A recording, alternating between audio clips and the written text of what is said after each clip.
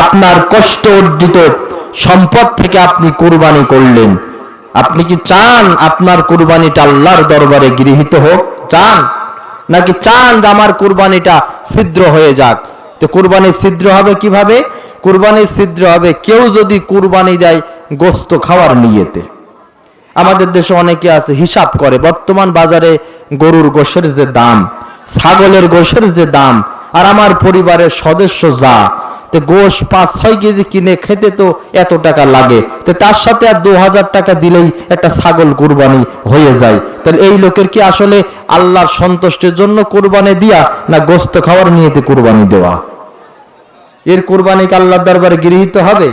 আবার তাক করে এই গুনার কাজের সাথে অধিকাংশ লোক জড়িত। মনে করেন শেয়ারে 7 ভাগে কুরবানি দিবেন, বা একটা ছাগল কিনেছেন, আপনাদের ঝিনেদার হাট থেকে একটা গরু কিনতে গেছেন, এখন আপনি দেখেছেন এই গরুর গোশ হবে 3 মণ বা ছাগলের গোশ হবে 20 কেজি। এখন জবাই করার পরে গোশত ওজন করার পরে দেখছেন গোশ হয়েছে 3 মণ 10 কেজি। তখন বগল বাজাচ্ছেন, ওরে গোশত কিনে জিতেছি রে, গরু গরু গরু তাকে জিতেছে, এরকম বলে না? ছাগলের গোশত দেখেছিলেন 20 কেজি, হয়েছে 22 কেজি, আনন্দ জ্বালাই বাঁচে না যে জিতেছি। আর যদি 3 মণের তাক ছিল, যদি হয়ে যায় 2 মণ 30 কেজি, ছাগলের তাক ছিল 20 কেজি, হয়েছে 17 কেজি, না ঠকে গেলাম, বলে না? এই কথাগুলো বলার মাধ্যমে কুরবানি আল্লাহর দরবারে গৃহীত হয় না।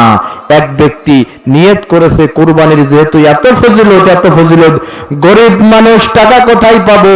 ওই গরিব মানুষ নিয়ত করেছে আল্লাহ কুরবানির এত ফজিলত ছাড়বো না, নিয়ত করলাম চুরি করে হলেও কুরবানি দেব। কি নিয়ত করেছে? চুরি করে হলেও কুরবানি দেব। নিয়ত মোতাবেক পাশের গ্রাম থেকে একটা ছাগল চুরি করে নিয়ে ভোরবেলা চলে আসছে, ইমাম সাহেবের সাথে দেখা। ইমাম সাহেব বলছে, এত রাত্রে ছাগল চুরি করে কি উদ্দেশ্যে আসতেছো? ছাগল নিয়ে বলো। বলছে, হুজুর আপনি গত জুমায় যে বয়ান করেছেন কুরবানি দিলে এই সওয়াব, এই সওয়াব, এই সওয়াব, আপনার বয়ান শুনে দিল আমার নরম হয়ে গেছে। আমি চিন্তা করেছি এত ফজিলতের কুরবানি তো ছাড়া যাবে না, সুতরাং কুরবানি আমাকে করাই লাগবে। এই জন্য হুজুর নিয়ত করেছি চুরি করে হলেও কুরবানি দেব। হুজুর বলছে, এই যে তুমি চুরি করছো, চুরির গুনাহ। বলছে, হুজুর এই অঙ্ক আমার করা সারা, আমি হিসাব করেই এই পথে নেমেছি। আমি যে কুরবানি দেব, কুরবানির পশুর বিনিময়ে কুরবানি পশুর পশমের বিনিময়ে আমার আমল নামাই নাকি উঠবে। আর এই যে চুরি করেছি এর গুনাহ আমল নামাই যাবে, সওয়াবে আর গুনাহ কাটাকাটি, মাঝখানে আমি গোশত খাবো। ফাও আল্লাহ তাআলা বলেছেন, লা ইয়ানালাল্লাহা লুহুমুহা ওয়ালা দিমাউহা ওয়ালাকিন ইয়ানালাহুত তাকওয়া মিনকুম। আল্লাহর কাছে কুরবানির গোশত যাই না, কুরবানির পশুর রক্ত যাই না।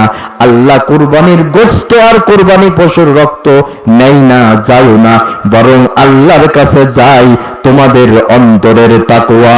আল্লাহর সন্তুষ্টির জন্য কুরবানি দিচ্ছ কিনা, এটাই আল্লাহর কাছে ধর্তব্য বিষয়। আওয়াজ দিয়ে বলেন কথা ঠিক না বেঠিক? তাহলে কুরবানিতে ছিদ্র